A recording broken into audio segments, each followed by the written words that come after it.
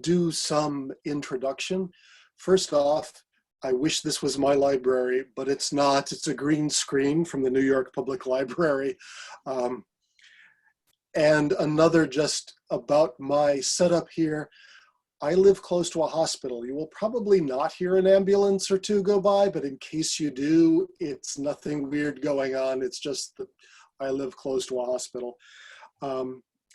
To introduce myself, I am past president of the Lake County, Illinois Genealogical Society, and I'm currently a board member of the Swedish American Genealogical Society at the Swedish American Museum in Chicago. This is a special Zoom version of my presentation. As I guess you can already tell, I like to move around when I speak, so holding myself down in a chair and not pointing at my slides is going to be a challenge, but I think I can do it. But I've tried to simplify some transitions and things, so hopefully, you know, even if your internet connection isn't the greatest, it should go smoothly. I am a former particle physicist. I spent 8 years at CERN, the big particle physics lab in Geneva, Switzerland. And then I spent another 12 years living in Sweden and Stockholm. But I've had a passion for genealogy since I was like 8 or 9 years old, and got really into it when I was 11, thanks to 2 aunts of mine. And for the last getting close to 13 years, I've been a professional genealogist, doing that full-time, writing books for people, doing research for people, translating documents. And I should say that as a professional genealogist and former particle physicist, and if you know about particle physicists, we like lots and lots and lots of data. And that means I like the census because it's full of data, lots and lots of data. And in a almost perverse sort of way, it's fun because you can't assume everything in it is correct. I mean, you can never do that with a document, but with the census, you've really got to massage things and think about things and compare things in a way that a particle physicist really loves. So tonight I'm hoping that we can all start to develop something of a sixth sense about the census. We're going to start off with an overview of the federal census. We'll start off with the early censuses from 1790 to 1840. If you're not familiar with the census, you will see that the format is going to change radically after 1840. And if you are familiar, you'll know what's coming, but I hope you still find things in this overview that you hadn't known before. So the very first federal census was done in 1790. It lists only the head of household and then gives a breakdown of who else is in the household simply by counting them. So on the slide, you can see that we've got some names. They're all heads of household. And then we have some columns. The first column is the number of males 16 years of age or older. So often there's only a 1 because it's only the head of household that fits that category. The next column we see is males who are 15 years of age and younger. So we see some more, higher numbers in that typically. The next column is females, all females, with a caveat that I'll get to in a moment. This census is the only one that doesn't break females down by age category. So you really can't tell much about them. There are 2 more columns which are blank in this, and that's because the caveat about who's in these earlier columns is you had to be white to be in those columns. Otherwise, you simply got counted as a free black, as a slave, or you weren't counted at all if you didn't fit any of those categories. So now let's skip ahead to the 1820 census, because then things really start to change. There was a big change in 1800 when we started to use age categories for females as well. But in 1820, they started to count things or give us counts of things that weren't people. For example, we get some idea of occupations. We get a column for how many people are involved in agriculture. We don't know what they were doing. It could be farming, it could be being a farmhand, it could be running an orchard. We don't know, but at least we know the category of their employment. We also see that we now have age groups for people who are not white for the first time. They aren't the same age groups as were used for people who are white, but at least we get that information now. And now I'd like to throw a true or false question on you. If you look at a head of household and read off their row for looking at all those age categories and add up all the numbers, you'll find out the size of the household. And the answer is that it's almost true. And the 1820 census is the exception, and it's a weird exception. So teenage boys were double counted in this census. If you were male and 16, 17, or 18 years old, you were counted twice. Once as a 16 to 18-year-old, and again as a 16 to 25-year-old. People often ask, well, why would they do it that way? And to be honest, I don't know. It seems like a very silly choice. It's only true for males, it's not true for females. If we look at the bottom of our slide, or at the census here, I put up a red arrow. So we have one male who's 16 to 18 and 3 males who are 16 to 25. So that means we have one male who's 16 to 18 and 2 who are 19 to 25. So you can figure out how many go in more realistic age categories by doing a little math, but you have to realize that you need to do the math. If you read older family histories, you will often see things written like, this family may have had one extra son, but the only evidence found so far is in the 1820 census. If you read something like that, alarm bells should start going off, because it's probably this double counting that has fooled the author. If they didn't know about it, it's a very easy mistake to make. Now let's skip ahead to 1840. The 1840 census is tied with the 1830 census for the most fine-grained age categories ever used. And it also threw in some health-related things like if someone was deaf and dumb, and that's their term, not mine. It says some things about mental health, some things about education. So now I'm going to give you another true or false category, or question, sorry. True or false, the 1840 census is the last federal census that will only give you the name of the head of the household and only give you ages by category.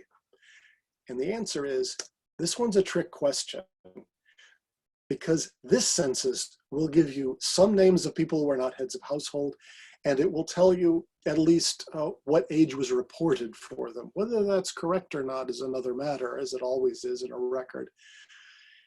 The trick is to know how big, physically big, these census enumerations were.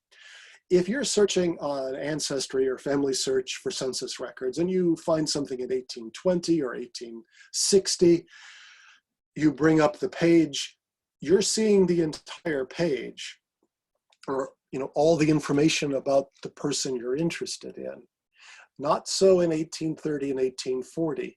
These things were physically so big because of all the age categories that were in use that there are actually 2 images, one for one side of the ledger and one for the other. And on the other side in 1840, where the search engine won't send you, there's a column for Revolutionary War veterans. So if we look down below, we see Asa Courier, age 79. He's not the head of the household. So his name is not attached to this row on the other page, but he's living in a household, perhaps his son or daughter's household, and voila, there's his name. There's his age. This is often referred to as the 1840 Revolutionary War Veteran Census, or words to that effect. And that is also only almost true. It's really hard to read the heading on your screen right now. Unfortunately, that's the way the microfilm reproduced. But if you look at that heading on the second line and squint just right, you might see that it says "or military services" below where you can see just barely the word revolutionary. So if we look below Asa Courier, we see Samuel Davis. He's only 48 years old. This is the 1840 census. The Revolutionary War was long over when he was born. You don't find many of these people. It is pretty much restricted to Revolutionary War veterans, but you do find a few. What is he a veteran of? We really don't know. It could have been an Indian conflict. It could have been the War of 1812. His age could be, correspond either of those things. But he's not head of the household either. So we get a name and we get an age for people who are not head of the household, even though it's only 1840. So maybe you've got the impression that these early censuses don't really tell you all that much. But let's think about it for a moment. They give you a place. They do give you that one name of the head of the household. They give you ages of household members, at least, within age categories. They also tell you about neighbors, and we'll talk more about neighbors off and on during this presentation. But notice, that's only for one census. What if we look at multiple early censuses and compare them?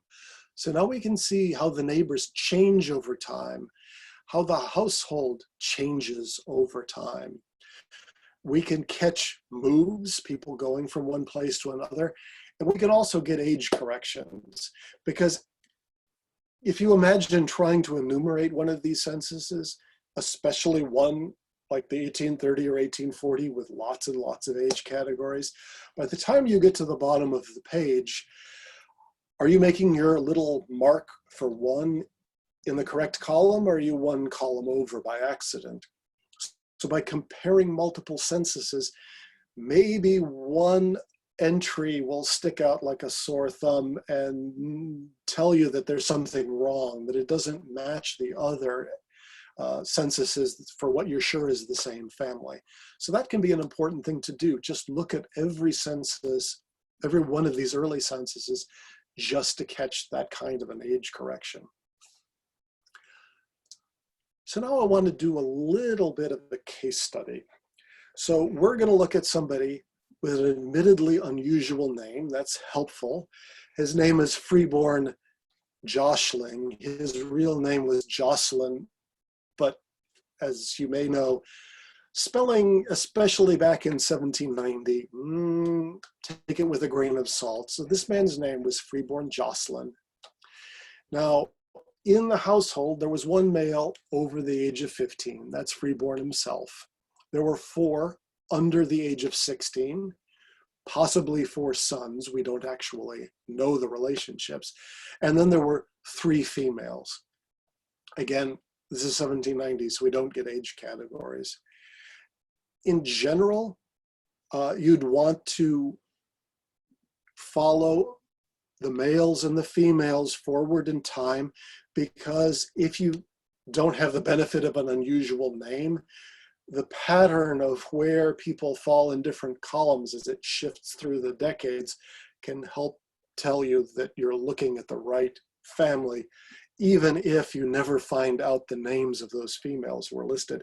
In this case, we don't have that problem. Very distinctive name. And it turns out the females aren't really going to help us. So we are just going to look at the males also to save space. So let's look at 1800 now. So the name of the place looks similar, but it's a different place. So Freeborn is moved, and you can see one of his neighbors is interesting. It's a guy named Henry Jocelyn. You also notice that if you subtract 10 from the age category where Henry is 16 to 25, he's of the, or could be of the right age to be one of those 4 boys in the 1790 census. We don't know for sure, but that looks like pretty, that's pretty solid, pretty good. Then there's a 2 in the 10 to 15 category. Now, they're also in an age category that could put them in the under 16 in 1790. So it looks like we've got freeborn, possibly 3 sons, one of whom is named Henry. Now, what happened to that 4th boy in the 1790 census? We don't know. There's a lot of possibilities. One is it wasn't a son at all. You can't really assume that it is, because it might have been a young farmhand, might have been a nephew temporarily living in the household. But also, if it was an older son, 10 years later, he might have moved far away, and we won't see an obvious connection like we see with Henry. So let's go forward one more census. Different place once again, so the family has moved. We see freeborn. He's got a new neighbor named Clark Jocelyn, who's also in an age category that means he could have been one of the people listed in freeborn's household 10 years earlier and 10 years before that. So he very easily could be one of the people in that 2 in the 1800 census. Then there are 2 other people listed on the census, and you never know exactly what route the census enumerator took. But pretty quickly, the census enumerator came to the home of Henry Jocelyn, probably the same Henry that was Freeborn's neighbor 10 years earlier. And look who's living next to Henry, Freeborn Jocelyn Jr. In the old days, Jr. didn't necessarily indicate son of. It may indicate in this case that there were 2 guys named Freeborn Jocelyn living in the same place, and we need to tell the difference between the 2, so we call the younger one Junior. That's possible. But what's the likelihood of 2 freeborn Jocelyns in the same place at the same time? Probably not so high unless the junior is the son of the senior. So it looks like we have freeborn Jocelyn and 3 sons. That's pretty nice to be able to get that kind of information out of just these 3 early census records. Now at this point you should be thinking, well, we need to look at probate, we need to look at church records, we need to look at land records. There's a lot of other research that needs to be done here. Unfortunately, this family doesn't seem to have gone to church, didn't have enough money to own land, and didn't have enough money for anything to go through probate. So this is it. This is all anyone knows of that we can use to try to reconstruct the family of freeborn Jocelyn. So those 3 early censuses are really quite important. Now let's go on to the modern census, 1850 to the most recent that's available, 1940. So the 1850 census looks radically different from the earlier censuses. It's sometimes called the first every name federal census. That is true and it's not true. It's every name if you're free and if you're not an American Indian. But if you're free and Black, you'll be listed. So if you look at the census in this slide, in the color column, there is a prominent B because that man was Black, but he's being named in the census. So that's an improvement. Now, there other census schedules, these are referred to as non-population schedules. For example, mortality schedules, where they would ask, did anyone in this household die within the or who would be in this household die within the last year? And if the answer was yes, then some information would be entered into the mortality schedule. There were also slave schedules kept in 1850 and 1860. Unfortunately, they do not give the names of slaves, with the caveat that if you were supposedly over 100 years old, then a first name should be entered, but that didn't happen very often. So you don't get many names except for the name of the owner in those schedules. We're not going to talk a lot about non-population schedules for lack of time. We will later go through one very important non-population schedule. But you can see, looking at this, we've got names of everybody, we've got ages, we've got places of birth by state or foreign country, if that was relevant. We have occupation. Here it's just dittoed because I think this comes from a lumber camp. So it's the same occupation over and over again, but we get occupations now. So it's time for another true or false question. True or false, you can't find a person's exact occupation in the census prior to 1850. And if you're starting to catch on to how I do this, that's false, at least if you get lucky. And one place where I know you can get lucky is in certain areas of Vermont in 1810 and 1820. The instructions were misunderstood. So here we see Gant Lawrence. He was a stone cutter. He was worth $500. We see Joseph Loveland. He was a carpenter. He was worth $300. That information shouldn't have been recorded. The enumerators were given bad instructions, misunderstood, so we get it. I'm going to have a section later on census miracles, and I could have saved this for that section, but I like to show it here just to give you the sense that there are these little things that you can find before you really are supposed to be able to. Now we're going to skip forward to 1880. This is a special census for a lot of reasons. I just want to emphasize two of those. It's the first census to explicitly state the relationships between people. 1850, 60, and 70, we have to assume that if we see a middle-aged man, a middle-aged woman, and some younger people all with the same surname, that we're looking at a nuclear family. Might not be true. There might be a niece or a nephew snuck in there. But from 1880 onward, we get the actual relationships between the people in the household.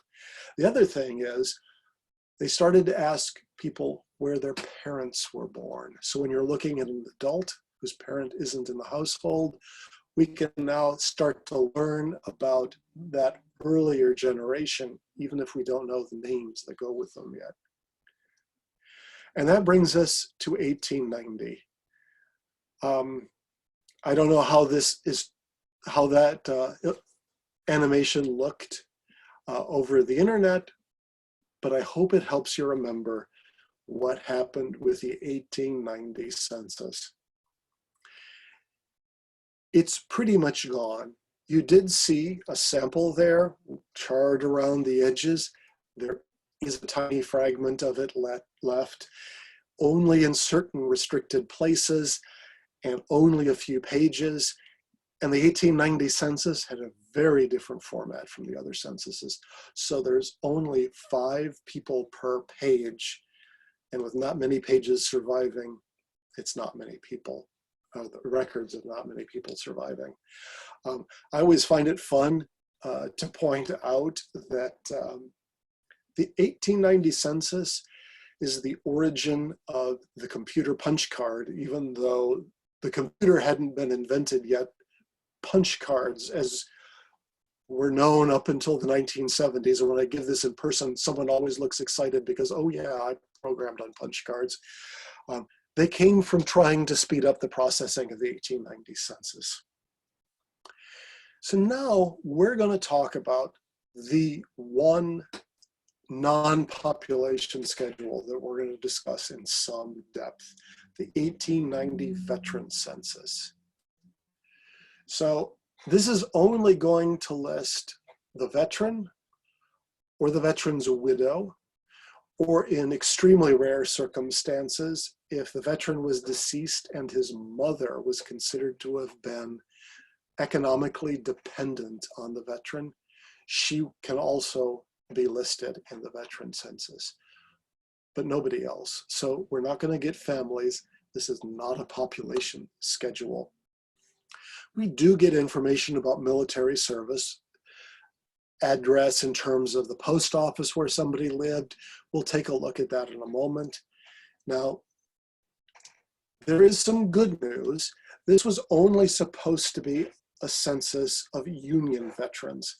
The reason being is in around 1790, a huge fraction, roughly 50%, I don't remember off the top of my head whether it was a bit above or a bit below, but roughly 50% of the federal budget was going to veterans benefits. That was something they wanted to get a handle on. So they took this special census, but the federal government was only responsible for benefits for Union veterans. But the good news is some Confederates snuck into the list, and even veterans of earlier wars sometimes snuck in. I've seen a couple of Mexican-American War veterans who are listed in this. Technically speaking, they shouldn't be, but they are, and we should just be thankful for that. But this is 1890. Just because there is good news, we're also going to get some bad news. And the bad news is approximately half of this is gone. No one actually knows what happened. In the case of the Maine 1890 census, it was burned, flooded, and then mistreated and eventually ordered destroyed. In this case, we can pretty much tell it was stored alphabetically by state, because all states below Kentucky in alphabetical order are gone. So there are no Illinois schedules, there are no Indiana schedules, there are no Kansas schedules. Above Kentucky in the alphabet, plus the District of Columbia, you're fine. Those schedules still exist. Kentucky is a mixed bag, about half of it survives. Should point out though, that I said there are no Illinois schedules. If your ancestor served in an Illinois unit, but had the good taste to help you out and moved to Wisconsin before 1890, your ancestor should be in the veteran census, because it was done by where you lived, not by where you served. So let's take a look at an example. So what do we have here? We have some useless, pretty much useless cross-references to the 1890 census household numbers, but then we get the person's name, his rank, unit, some times for his service. You'll often find the length of service blank because it's just meaningless math. If you get the date of enlistment and the date of discharge, then the length of service is just something one can calculate. But this is only half the information. Half is at the top, half is at the bottom. There's a row number in the top. If we look at the equivalent row number at the bottom, we find more information. We find where the veteran was receiving mail, because you would receive your mail at the post office, not at your home. So we see the post office where the government could contact the veteran. And then we get a couple of columns for disabilities and remarks. I've never seen the remarks used for anything except to extend the disabilities, because these veterans were obviously had been in a pretty horrible war with a pretty low level of medical care, and they had lots of problems. You'll see rheumatism, you'll see missing arm, you'll see chronic diarrhea, all sorts of things listed there. One of my quote unquote favorite disabilities you can find here, this man was dead. That's quite a disability. But look, we get to find out something about the battle where he died. That's impressive. But now you might be wondering, well, if he's dead, how is he listed? And the trick is, you're listed if you have a widow who survives. Now, if you had no one surviving you, then you're not going to be listed if you're deceased. But this man had a widow to report him, and notice she's remarried. We get her new name, her married name, and also a note to tell you whose widow she is. That can really help to piece a family together.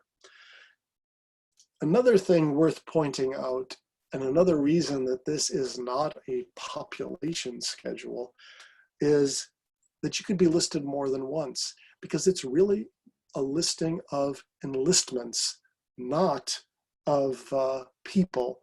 So you can see one of my ancestors here. He served 4 times, different units, different ranks, so he's listed 4 times.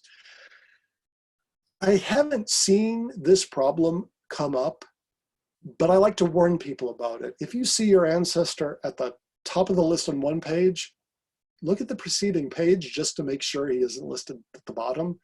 And also, if he's listed at the bottom of one page, look at the next page just to make sure he doesn't have another enlistment that's put there. It could happen.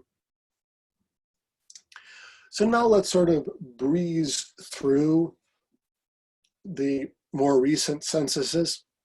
The format doesn't really change, but we get little tidbits that come and go that give different importance to different censuses. We'll go through a case study later, and you can really see how some of these little tidbits can work together to our advantage. One of the most important tidbits is the 1900 census, which is the only time, at least among the censuses that are available to us, that people were asked, what year were you born? Normally they were just asked the age, so that's what we get. But in 1900, they asked what month were you born and what year were you born, so we get that. And different censuses give us different genealogically important information. Sometimes it's just meat on the bones type information. Like if you look at 1930, you can find out whether your ancestors owned a radio. Nice to know, but it's probably not going to help you solve any genealogical puzzles. The 1940 census has a little tidbit in it that's nice. They asked people, where were you living 5 years ago? So as of the 1st of April, 1935. They were asked to mark down who the informant was. The informant is normally an adult in the household, and because of gender roles, normally the mother, because the father would either be in a farm setting, would be in the far fields, whereas mom would be in the chicken coop and easier to find if you're doing the enumeration. In an urban setting, the husband might be off working away from the home, and the woman would be still in the home and more accessible. So often it's her, but we simply don't know before 1940. Sometimes it was even a neighbor. So you can imagine that, you know, if you ask the snot-nosed 5-year-old who happens to be playing out in the yard next door about the people in that house, the answers are going to be pretty sketchy. And now at least we know how sketchy they're going to be. There were also a couple of extra questions that were asked of a random sample of people. If your ancestor or someone in your ancestor's household was asked supplementary questions, the row will be marked supplementary questions, and you just look at the bottom of the page to read the answers to those. So now let's look at some less than fortunate things. I don't know exactly what paperwork the men in this picture are doing.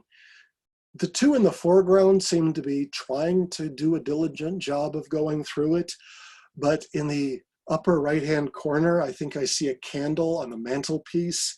And if that's a mantelpiece, there's a fireplace down there, and there's a guy in the background headed toward the fireplace. We've got to acknowledge that sometimes our documents weren't handled in the best of ways. So let's look at some of those unfortunate things so we know how to recognize them and possibly work around them. So first off, these censuses are stored here, which you might recognize as the final resting place of the Ark of the Covenant from the Raiders of the Lost Ark movie. In other words, these censuses are simply gone. You can look at the list for any state you're interested in. None of the years go higher than before 1830. And there's a reason for that. Prior to the 1830 census, the censuses were processed locally and the statistics were sent to the federal government. In 1830, Congress decided that the census is a federal record. We should have copies of the census. So in 1830, every state or every locale census district was to send in a copy of the census. Whether it was the original enumerator's book or whether it was a handmade copy, that's another matter, but something was to be sent to Washington. At the same time, they were also supposed to send in those earlier censuses, which the federal government was so sure people had been taking excellent care of. But in actual fact, in a lot of places, they weren't. I tend to think that New Jersey is possibly the worst one on this list, because if you think about this, we're talking about 1790 to 1820. Most of the population of the country is on the East Coast at the time, and a maximum amount of New Jersey's censuses are missing. But all of these can present problems for you. Another problem has to do with copying. If you look closely at the example on your screen now, you might be wondering if the good people of Sheffield, Massachusetts had chose to live in alphabetical order by surname for the benefit of census enumerators and clergymen and church sextons and whoever it was that needed to keep track of them. Not likely, right? And it's actually worse than this. If we look down further, we see this mess. What we're looking at is a copy that was somebody's working copy. They were assigned to alphabetize everything. Why? We don't know. Why this was the copy that was sent into the federal government? Maybe because it was the only thing that had survived. But if you look at this, the towns are all mixed up. We see Sheffield with the C's. We then shift to the T's, skipping the rest of the alphabet. Then we change towns, and then we change towns again, over and over again. And the only thing to tell us what town we're in is the little note the copyist put in the margin. What if the copyist put that note in the wrong row? All of a sudden, our ancestor is living in a different town, possibly not all that close to the town where it looks like they're living. So this is a very sad thing. It also means we lose all information about neighbors. And as I said, we're going to talk about neighbors because they can be quite important. Here's another example of copying the census that you'll typically see. Somebody using only initials instead of first names. This happens because they're copying it over. This guy actually got so bored with what he was doing that he forgot about the shortcut he was taking and actually wrote in 2 actual first names. I'd love to know who these people are because I might be a descendant of that J. O'Mara if the J is for Jeremiah.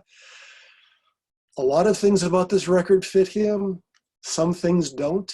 So without outside help, I have no idea whether this is my ancestor or not.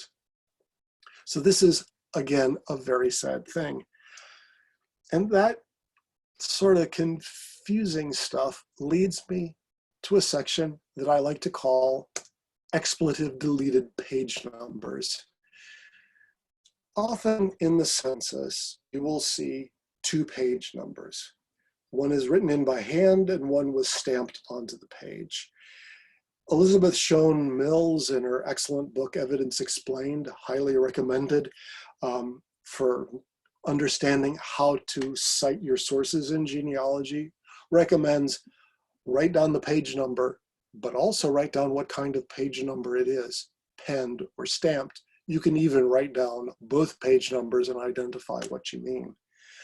Unfortunately, if you're a really creative sort of enumerator or clerk, why restrict yourself to just one penned page number? And why run your sequences in the same direction? Take a good look at the two examples on the screen. It's one page right after the other, but out of context, you have no way of knowing what the order is, because does 269 come before 270? Or does 234, the same piece of paper as 269, come after 233? Very non-obvious numbering system. In the same series of images, we find this one. So why not just use lots and lots of page numbers? We can put one here, we can use another one there, we can throw in one there, maybe another one over here, add one there because we've got space to do it. So you might be wondering, okay, which one of these numbers is going to help me understand where this is in the sequence of pages if I ever need to find this record again? Unfortunately, it's that page number falling off the edge of the page that actually makes sense in the sequence of page numbers in the series of census records. So be careful and be observant when you work with these. So why do you want to look at every census record you can get your hands on? One reason is that every census has a little something extra that another census is going to lack, like the 1900 census with its birth month and birth year that you're not going to find in any other census. You can catch temporary moves. I had an ancestor who was born and died in the same 10-family Nowheresville crossroads in Western Ohio. One census, I caught him in Kansas. He was one of those in God We Trusted in Kansas. We busted people who left Kansas when the drought hit. You can catch inaccuracies by comparing. We've already mentioned a bit about that. You know, what if the enumerator put the mark in the wrong column? Well, if you look at a bunch of different censuses, hopefully that mark in the wrong column will stick out like a sore thumb and you'll be able to figure out what the truth really is. Temporary household members, they can be really important. If you're in the modern census and you're getting a name and you get a niece or a nephew suddenly appearing in, say, the 1880 census, not there before, not there after, and that niece or nephew has a surname you don't recognize, what if you also don't know the maiden name of the mother in that household? Maybe the surname of that niece or nephew is telling you the mother's maiden name. It might not be, but it's a very good clue and something that should be followed up. You can understand areas and neighborhoods that can be important to your research. If you're dealing with the time when whole neighborhoods might migrate together, understanding the neighbors could be vital. You can also simply find census miracles, things that you have no reason to expect will be in the census, and yet there they are. We'll get to those in a moment. So we're going to bring up everybody's favorite neighbor, and we're going to think about neighborhoods. So who were neighbors? Sometimes they were relatives, even if the names don't click with you. They might very well be relatives. Sometimes neighbors migrate together. So if you can't find your ancestor in a census, but you know who their neighbors were in a previous or later census, try to follow those neighbors. And if they're moving around, your ancestor might have been part of a chain migration, or they might have all picked up and moved together. So neighbors might help you find your ancestors. And sometimes neighbors are just telling you something about the neighborhood, some more meat on the bones family history type of information that doesn't help you link people up, but helps you understand their lives. So let's look at it at an example. This is a distant relative of mine. He's named for the same people that I'm named for, so he's also Daniel Hubbard. We see a normal-looking nuclear family. We see his wife, teenage sons, teenage daughters, a couple of preteens. Let's look at the neighbors. So here they are. Now, I'm almost hoping your first reaction is, so what? But notice, none of those neighbors share a surname with each other. Often in the census, they'll just ditto, or in this case, put a line to indicate that the surname is repeating. So in a household, that's often all there is below the head, just a mark to indicate repeated surname. Here, they're all different surnames. Now, there can be a lot of reasons for that. Boarding houses and hotels, jails, though that probably wouldn't have a family living in between two small jails. That doesn't make any sense. But there are some explanations for this sort of thing. The explanation in this case is something that would have never happened in Mr. Rogers' neighborhood. So we're actually going to blindfold him. And now we're about to come to a thing that I always like to get the audience reaction for, and I know I'm not going to get it now because it always gets some gasps, some chuckles, some out and out laughter, because look who the neighbors were occupationally. Prostitute, prostitute, prostitute, saloon keeper, laborer, nice normal looking family, saloon keeper, housekeeper in a sort of an unusual situation because there's a 1-year-old in the household whose surname doesn't match either the saloon keeper or his housekeeper, so we don't really know what's going on there. The next household, we do know what's going on because the occupation listed is prostitute. Now, as I said, this always gets some laughs, some chuckles, some giggles, some gasps. But think about what that meant for that normal family. What kind of things did those parents need to explain to those teenagers of both genders and preteens long before they wanted to, or some things they never wanted to need to explain? That tells you something about these people's existence, doesn't it? Just looking at what the neighborhood was like. Why were they living there? The clue might be laborer. Maybe they couldn't afford to live anywhere else, except where there were a lot of things they didn't want to have to explain to the children, but probably did at some point. We want to look at censuses and compare them. I've said that before, but let's look at a time when that's definitely true. I was looking for somebody in Peoria, Illinois, with a fairly unusual name, William Hazard, and I knew he was born about 1870.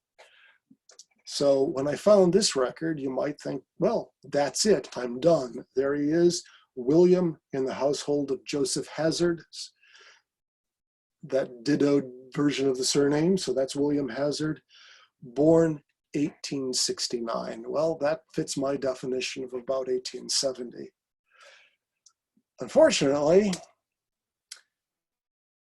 here's another William Hazard in Peoria, born 1873. And that's also dangerously close to about 1870, if not actually fitting that.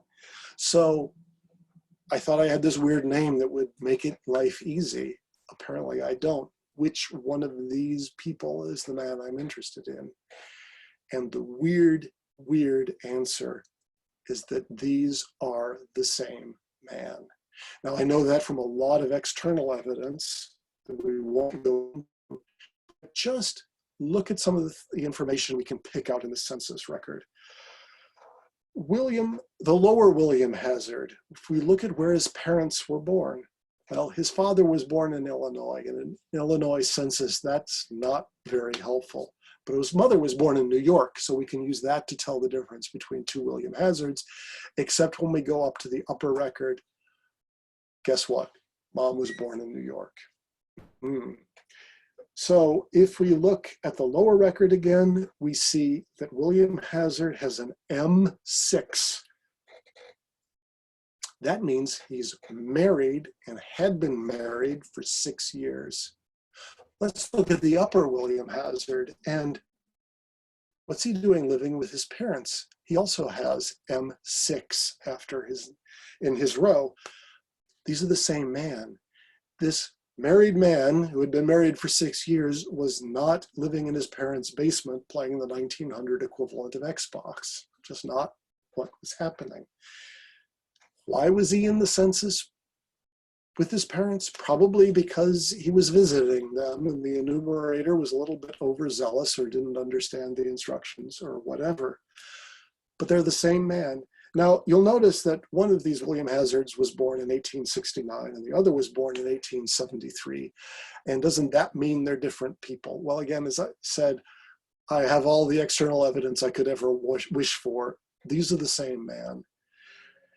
But if we look at his wife's year of birth, that's also more recent than it should have been. Not by a lot, but she was shaving a few years off of her age. Why? Because she wasn't all that old. Possibly because she felt that she should have married earlier and had more children, and she only had the one child in the household. So she made herself look younger. And then to keep the age difference between herself and her husband small enough to be socially acceptable, she had to shave a few years off from him as well. That's a bit more than just a random hypothesis. These are my mother's grandparents. She knew them well, and her grandmother said to her on many occasions, you don't need to be prominent, but you do need to be proper. And I think this is an example of my great-grandmother trying to be proper. So now let's look at some miracles. So this is a census taken in Louisiana. And just as it's supposed to, it tells us what state or country people were born in. So if you look at the top, we can read off Vermont, Rhode Island, New York. These people were born out of state, fine.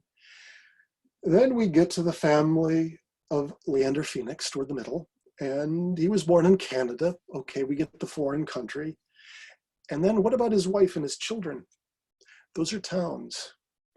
The enumerator wasn't supposed to write down the names of towns. These are towns in New York. This is the only, or initial evidence, I should say, of where this family came from in New York. Why did the enumerator write it down in a Louisiana census? Probably because he asked, where are you from? Got an answer he didn't understand and just plain wrote it down, not caring that it wasn't a state, which is great for us. If you notice, the last child was actually born in Louisiana, and all we find out is that that child was born in Louisiana. How about this one? Looks like a husband and his young bride, except that's not what's going on here, because her occupation is keeping house for her brother. So we get a relationship in the 1870 census, 10 years before we're supposed to, and it allows us to avoid making the mistake of assuming these two people were married. The census is all about an exchange of information. So the information came from an informant and was passed along to the enumerator. And it can be helpful to understand who those people were. Sometimes they weren't the best people. So we're about to look at a man that I like to think of as the Sergeant Schultz of informants, because he knew nothing. So let's look at John Bowie. He's 21 years old. We can tell he's the head of the household because he has the household and dwelling numbers before his name. We get his age is 21, his occupation is overseer. Who else was living in his household? Only one other person. We don't get the guy's full name, we just get some initials. His age is 0, which probably not too likely. Apparently he's a bit of a deadbeat. He has no occupation. And then you look at the financial columns and you realize the man is worth $250,000. And that's $250,000 pre-Civil War dollars. I wish I had the modern equivalent of $250,000 pre-Civil War dollars. This man was no deadbeat. This man owned the plantation where John Bowie was the overseer. So what do we do with this kind of thing? Usually it's not so blatantly obvious that the informant wasn't the best person. Sometimes you won't be able to figure it out quite that easily, but it's good to have in the back of your mind that the informant could have done a really, really bad job, and you need to compare different census enumerations to try to figure things out. So we've looked at a pretty disastrous informant. Let's look at a pretty good enumerator. So I do a lot of Swedish research. I was researching a Swede in America by the name of Anders Johnson. Okay. If we look at the top of the page, we can find out who enumerated this. And it was a man named A.M. Pearson. You can see his name there at the middle. And if we look at the household immediately before Anders Johnson, we see Anders M. Pearson. So Anders Johnson, the man I'm interested in, was enumerated by his neighbor. What could be better than that? Well, how about if the neighbor spoke your native language? No language gap. Both these people were native Swedes. It doesn't matter if Anders Johnson couldn't speak a word of English. Anders Pearson could understand what he said and write it down. What might make it even better? Well, who would know the place better than the postmaster? And if we look at Anders Pearson, his occupation is postmaster. So this would lead me to believe that this is probably a particularly accurate enumeration. So it can be good to pay attention to who the enumerator is, and you only find that out in more recent censuses, but if you do, it can be interesting to see who that enumerator was and whether he might have extra insights into your ancestor. So now we're going to shift gears and talk about time and the census. There's more to this than the census every decade. First off, there's a thing called the census day. That's the day as of which the census data is supposed to be valid. So different days are used during different census years. And you can usually, in a more recent census, read at the top of the page the enumeration date, when the information was gathered. That's not the census day. The census day is going to usually be earlier or possibly the same day as the enumeration date. Now, think about the length of time between those two dates. That can affect the accuracy with which this information is recorded. So how long did people get to enumerate the census? 1790 to 1840, it varies from place to place and census year to census year, but it could take anything from 9 to 18 months. Think about that. 18 months, a year and a half, that's a significant amount of time toward the next census. What are the odds that information is forgotten during that time, or that your ancestor moved during that time? People could move from a place that wasn't enumerated to a place that had already been enumerated and simply vanished from the census, and they had 18 months to do it. That's a long time. Or you could easily be double counted. You live in one place, it gets enumerated, you move to another place, and a couple of months later you're enumerated again. You shouldn't be, but often people are, and that's something that can be fun to look for, especially in these earlier censuses. See if you can find your ancestors twice, because it happens reasonably often. Later on, 1850 to 70, we cut it down to 5 months. 1880 to 1940, we've improved things down to a single month. Just remember that that gap in time can mean that information is mistreated, that people don't remember. Was grandma alive on the census day or not? Had baby already been born or not? People will forget these things. Let's look at an example where this comes into play. So we see the enumeration date at the top. It's the 19th of September, 1850. And now we look at the note the enumerator wrote. He wrote, removed since 1st of June.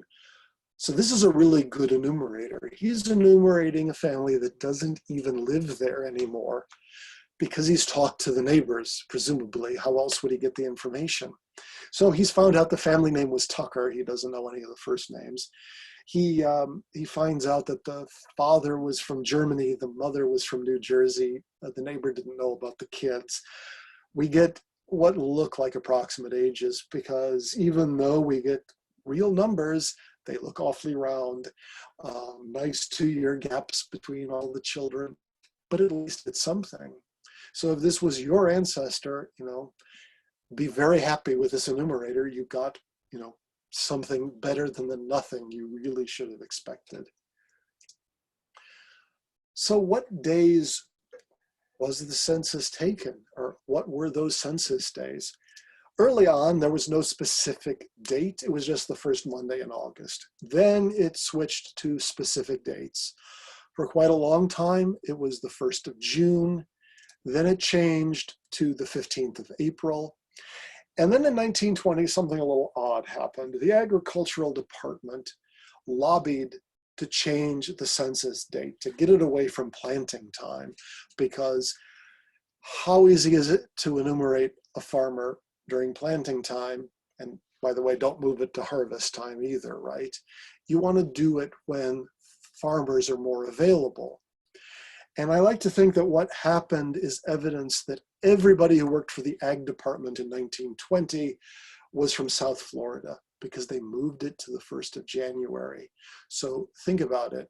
Who in their right mind in Minnesota, Alaska, the mountains of Montana, even around here, is going to want to enumerate the census in a rural setting in January, which was the month that they had to do it? And often, of course, this is going to be on horseback because you can't drive through the snow even if you have a car. They're not going to be the world's greatest cars by our standards, and the roads are going to be terrible. So you're probably going to be doing this on horseback. It wasn't a clever idea. And immediately afterwards, the census day was changed to the 1st of April, where we have it today. I put a little asterisk after 1940 because there was a special day in 1940, which was 1 week later, April 8th, when everybody who was sort of on the move was supposed to be caught by the census. So all the enumerators were told that you needed to enumerate all your campgrounds, your hotels, your flop houses. And yes, the law actually uses the term flop house. All of these kind of places where people might only be living for a day or 2 or 3, and try to get all of those people recorded once and only once. So the special day to do that was the 8th of April, 1940. So that gets a little asterisk.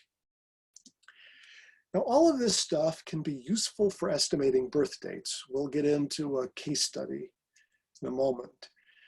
But I got another true or false question for you. You can trust those census days. And of course, not completely.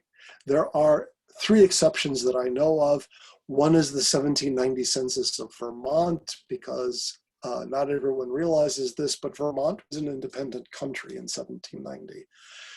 It didn't join the United States until after the census of 1790. So Vermont's census day for the 1790 census is in 1791. Similar thing in Utah. Status wasn't really clear in 1850. By 1851, it had been cleared up. So the Utah census of 1850, the census day is in 1851. Alaska in 1930 jumped the gun and started to enumerate the 1930 census already in the fall of 1929. I've never found an explanation for this. I assume it's a matter of climate. If you need to have everything finished within a month of the 1st of April, and you've got the climate and travel problems that are going to be reality in Alaska in 1930, maybe you want to jump the gun and try to use some still decent fall weather to get some enumerating under your belt. So Alaska 1930 is a bit of an exception as well. So now let's try to learn how to think about the census. You probably are going to be collecting census data by year. You're interested in several families living in the same place that were there in 1850 and in 1860, and they were there in 1870. So you probably work with things by year, gathering the census records for one year, then the next year, then the next year, if you find things quickly and can work that systematically. But then you want to think about that data by goal, not by year. So let's do a case study, and this is going to get a bit involved. And I don't get the normal audience, deer in the headlights, or I get this looks. So I hope I can present this in a way that you can follow. We're going to look at Mark and Ada Smith. Let's look at the 1930 census. Mark is reported to be 61 years old. Now, if we go and look, the census day was in 1930, it was the 1st of April. So we can convert his age into a range of possible birth dates that spans 1 year, from the 2nd of April, 1868 to the 1st of April, 1869. And we can do the same thing with his wife, Ada. She was reported as 58 years old, and we can come up with a similar 1 year age range for her. But now these shifting census days can help us, right? Because it's a very different census day in 1920. So we get Mark and Ada's ages for 1920. We figure out the range of possible birth dates that corresponds to for each of them. And luckily, the 1930 and the 1920 ranges overlap. The overlap isn't complete, and we can use that information, at least in principle, to try to narrow down their birth dates to tighter than just 1 year periods. In 1910, we have a different census day. We have their ages. We can do the math and get new 1 year ranges. Let's go back to 1900. What do we see? We see a problem. Mark is supposedly only 30 years old in the 1900 census. And the age range that gives us doesn't match the age range for any of the other censuses. Ada's not a problem. She's going to be just fine through this whole process. Mark's going to present a problem to us. So what do we do with this? Well, we could, crudely speaking, try to let the census vote. And right now it's 3 votes to 1. We probably shouldn't do that. There are more clever things to do. In fact, we won't do it. We're going to see if we can find Mark in an earlier census. We're not going to be able to find Ada because we don't know her maiden name. Luckily, she's not a problem. There's no 1890 census to speak of. I checked, Mark's not in the remnant that it survives. But if we look at 1880, now unfortunately our vote is 3-2, which doesn't look so good.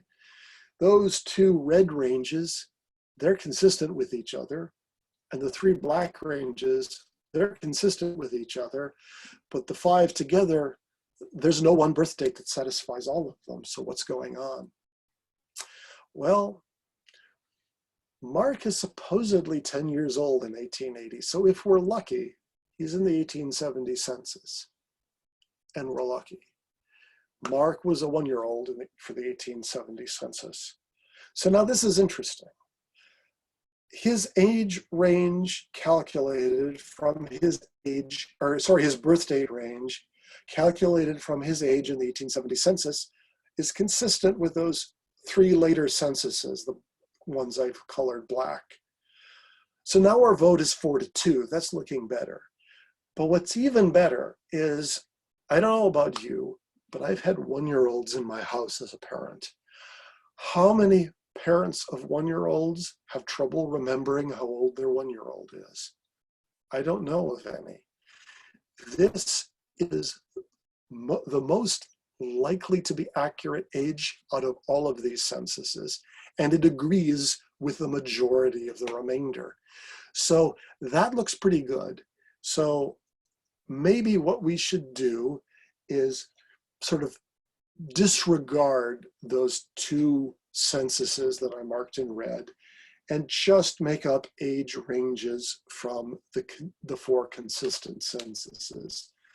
Now we can do that, but we're also ignoring some information. What about that magic birth month and birth year information that was only recorded in 1900? We haven't used it for anything. So let's bring those birth date ranges forward. And now let's look at the 1900 census. Oops. There are 2 problems here. And I'm going to argue that the worst isn't the most obvious one. Now, obviously, 1870, his reported year of birth, doesn't fit in the birth date range that we calculated from the other censuses. But what's even worse, I think, is that February doesn't fall within the months June of one year through January of the next. Now, I say that because the birth month, that's an independent question. The enumerator had to ask somebody, what month was Mark born? But if the enumerator also asked, and how old is Mark? And the answer was 30, the enumerator can probably do the math with round numbers and just write down 1870. Or maybe it went the other way around. The answer came back February of 1870, and the enumerator just wrote in 30 for Mark's age. We don't know. But the fact that those two things are consistent isn't a surprise. So that year really isn't new information. But February is, and it doesn't fit. So is there anything left that the census can do to help us figure out Mark's birth? And the answer could be in one of those tidbits. The 1930 census asked for the age at first marriage. So we can look at that. Now, Mark was 61 and Ada was 58 in 1930.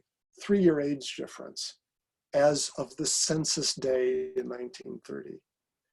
But only a 2-year age difference as of the day they were married, because Mark was 20 and Ada was 18.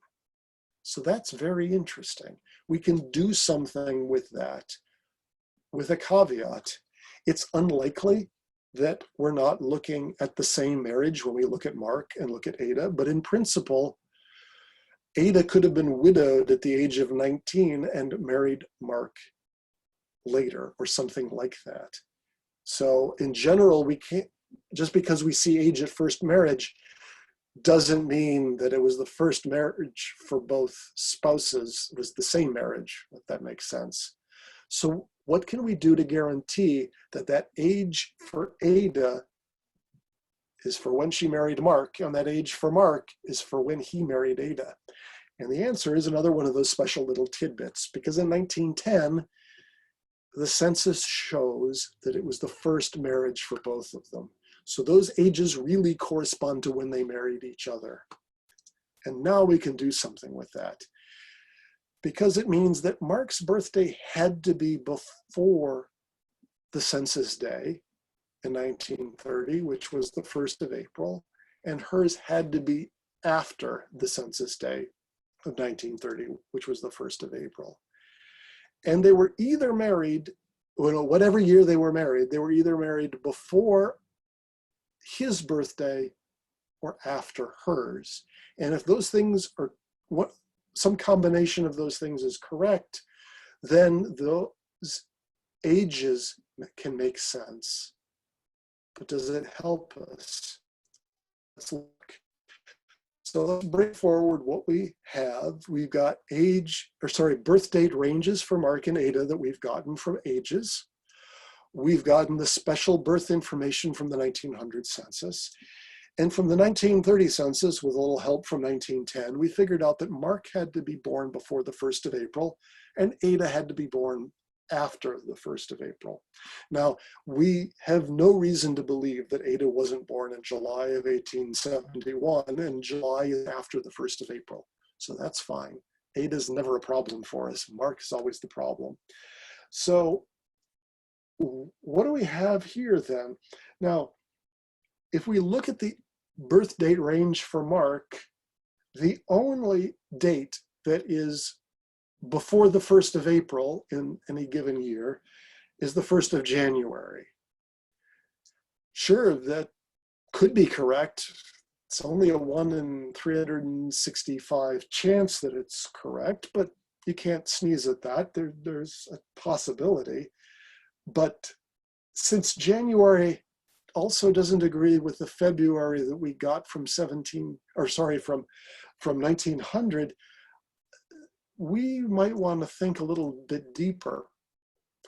We're going to start going way out on a limb, but we're doing this to help us with other research. So as long as we don't take it as gospel truth, we're allowed to walk out on the limb.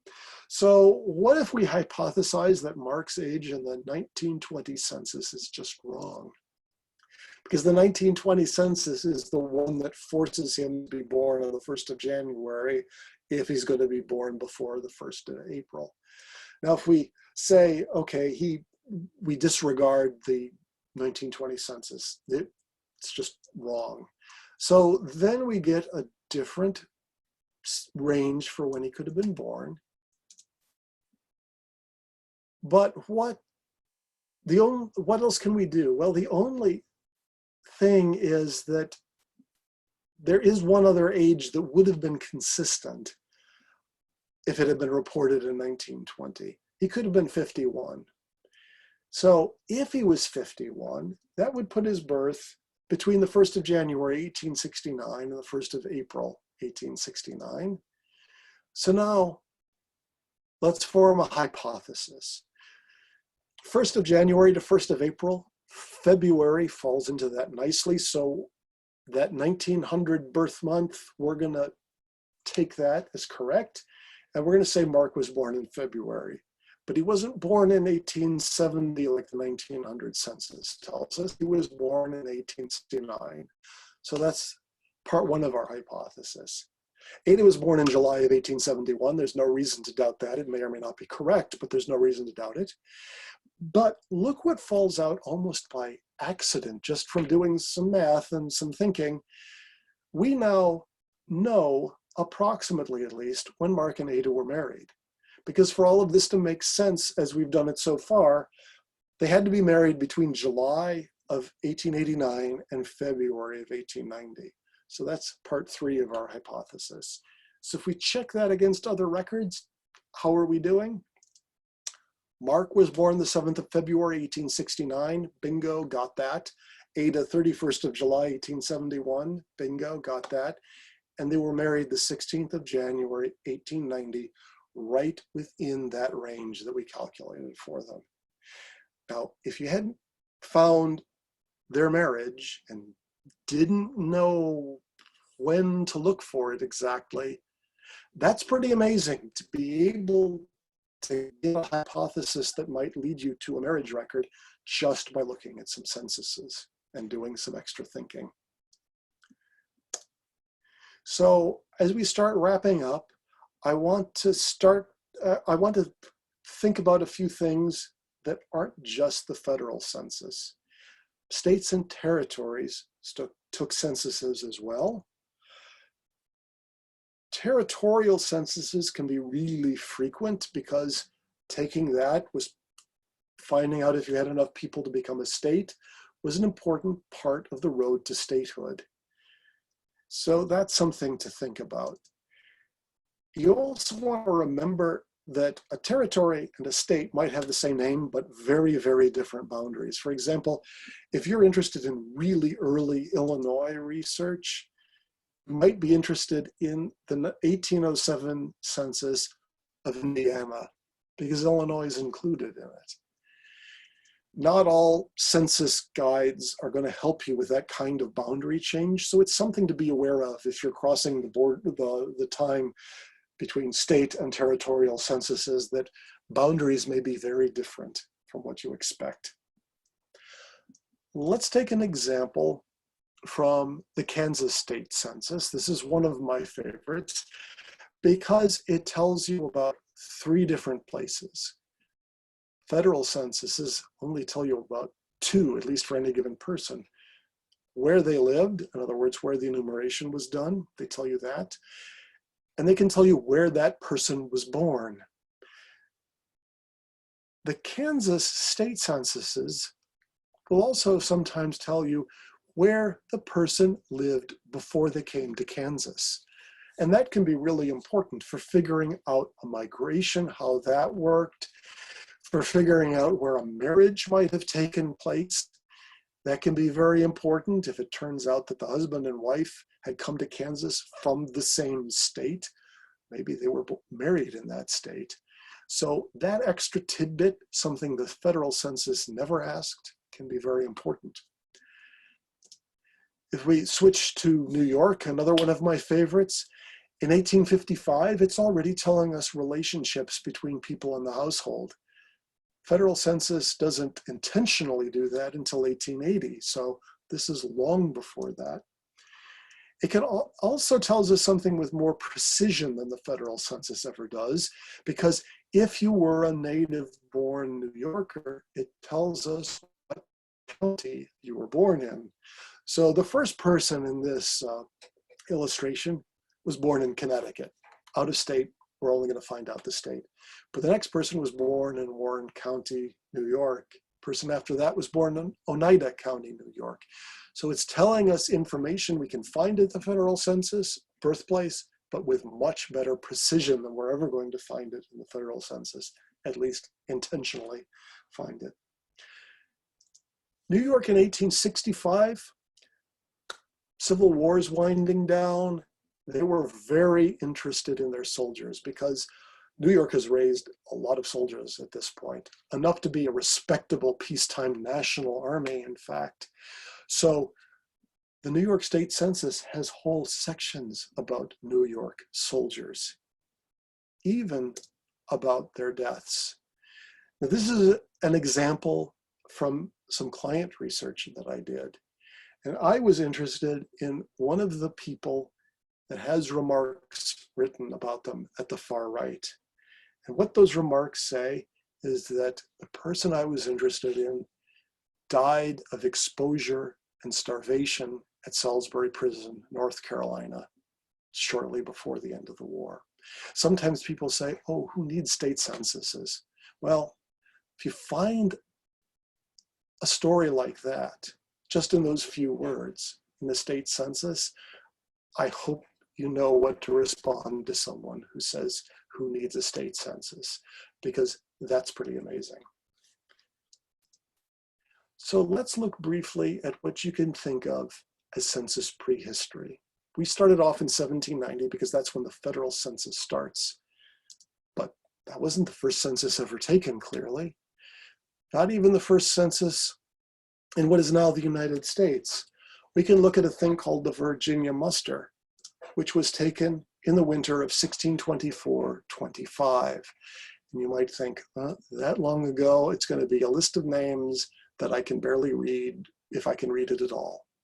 For one thing, it's been transcribed.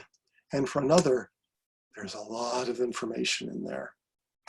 We find out the person's name, where they lived, their age, not just a category, but their real age, the ship they came on, and their year of arrival. That's amazing. And I've left a big gap in this slide because you also find out about their weapons, because this wasn't that long after a thing called the Powhatan Uprising. So how well the Virginians were armed was of interest. It's also not that long after the starving time. So food supplies were of interest. And we get all this information just from this simple little thing that you might think is too old to be particularly informative. Just before the Revolutionary War, Rhode Island took a colonial census. And it's, in a sense, better than the federal census of 1790 because we get age categories for females in this one already. Now, if you're looking at this closely and thinking quickly, you might notice there's a bit of a problem here. Where are the 16-year-olds supposed to be listed? We have above 16 and under 16 as possible age categories. Now, I'm not showing you an image because I got this from a transcription. So my initial assumption was that the transcriber just made a mistake. And I went back to the colonial law that prompted this census to be taken. And this is the way the law is worded. The law is worded as if there's no 16-year-olds. Obviously, it's just someone didn't understand the implications of their wording. Obviously, people were going to be recording 16-year-olds. Where they got recorded, that is a bit harder to figure out. But pretty nice to get this information long before a federal census. Rhode Island, during the Revolution, took a military census. So again, it's been transcribed. Here's an example. So we look at the first guy, Samuel Weil. He was in a pretty broad age category, 16 to 50, and the A means he's able to bear arms. Now, interesting thing about this is it's only going to list males because it's a military census, but you don't have to be head of household. You just have to be older than 16 to be listed. So 18 and living with your parents, you're in here. 18 and a farmhand with some unrelated family, you'll be listed as an individual in this census. We also see that there was a 50 to 60 age category. There was a 60 plus age category. By the time you got to 60 plus, they were no longer interested in whether you could bear arms. You might notice higher up, the third guy on the list is a man named Thomas Allen. He has a CS after his name, Continental Service. So this is somebody who was already done or doing service in the Continental Army. The really interesting thing about that is that the N at the end of that row is for Negro. So here we have an African American who had or currently was serving in the Continental Army. Few other things up here. We see T with a town name after it. The T is for transient. They found somebody in one town. And he said, well, yes, you found me here, but normally I'm in this other town, and they recorded that. You also see a U, that means unable to bear arms. We don't know why. It could have been something fairly minor. It could have been, a missing hand. We simply don't know, but we get the information. The very last thing I'd like to touch upon is, what about censuses outside the United States? Of my 8 great-grandparents, only 5 were American, 3 were born in Canada, and one of those Americans was actually part French-Canadian. That was a very porous border. So, especially in this part of the United States, it can be good to pay attention to Canadian censuses. So just to show you one example, we have New Brunswick in 1851. Now, if you look on Ancestry, this is going to be in the Canadian Census collection. They do that for a good reason, but it's also a bit of a lie. Canada didn't exist yet. Canada didn't exist until after the 1861 census of the colonies of British North America, which is really how you might want to explain what these things were at that point. So these have more of the look and feel of American state censuses. There's not one format. They were at least all taken at the same time, but the information you get really varies. New Brunswick is particularly good. We get things like the relationships between people already in 1851. We get some idea of ethnicity. These people were Scottish, at least the one we can read here on this example. We get rank or occupation, so we'll get an occupation, or it might just say Esquire or something like that. And we get the date of entering the colony. And that's just not a year, that's an exact date in many cases. Wouldn't you love to see that in every census? What date did you arrive in this jurisdiction? That would be nice. This is the only place I've ever actually seen it.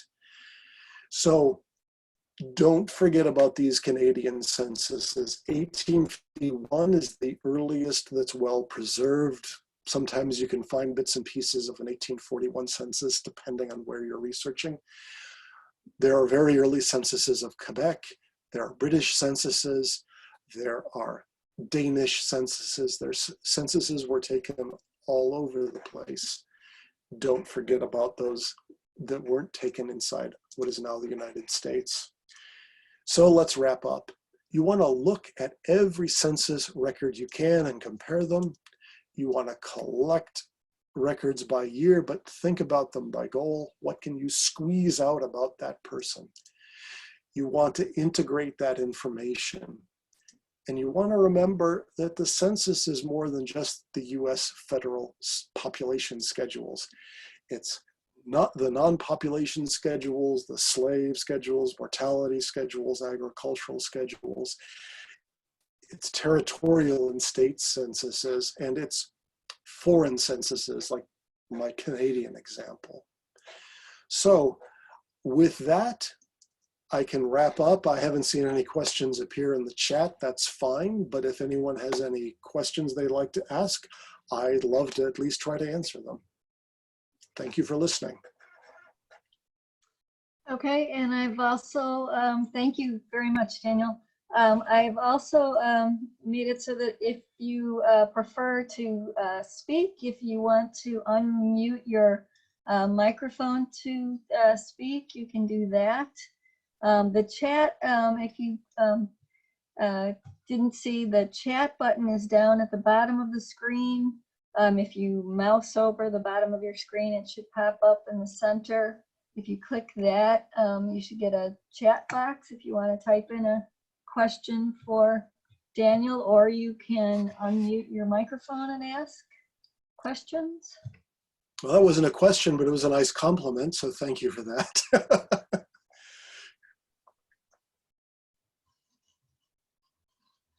And for anybody that came in late, there is a handout to go with this, and that'll be on the genealogy and local history page of the public library's website.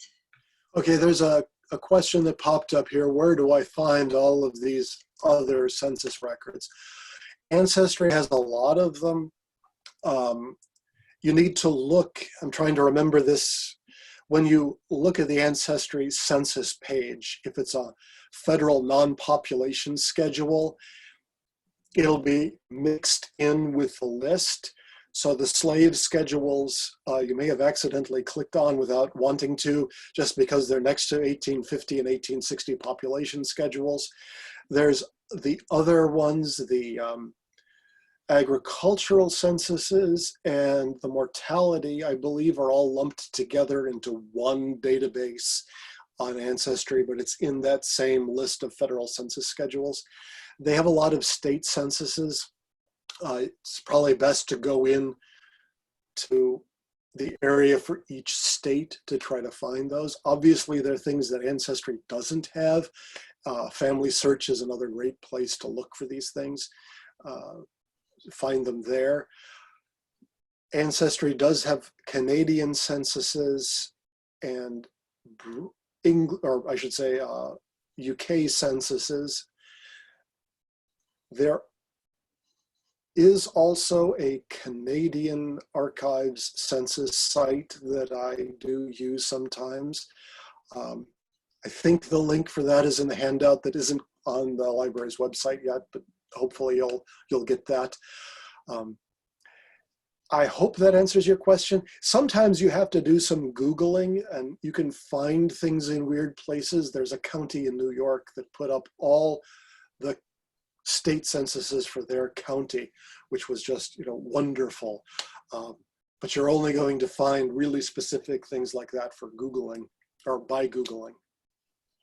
I have a question, Daniel. I have read the census book that's in Heritage Quest.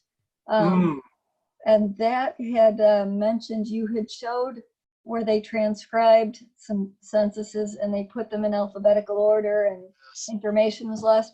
They had mentioned that there are a number of censuses where the county would make a copy and send the copy in, but some of these counties still retain the originals. Yes, excellent point. Yes. So is that something where if somebody's coming up with these alphabetized census records, they might go and see if they can find the try original? that. I wouldn't necessarily try it right now because I doubt you're going to find any county that's particularly helpful with that during a pandemic. But yes, in general, you can get lucky and discover that what got microfilmed by the federal government, which is what Ancestry and Family Search will have, is only one of multiple copies. And if it's a lousy copy, you can try to track down, as you said, usually at the county level, something that's better. Sometimes you'll get lucky, sometimes you won't. But if you're having trouble and you get one of these awful alphabetized censuses like the disaster I showed, it's worth a try. See if you could figure out if there's another copy existing. Great point.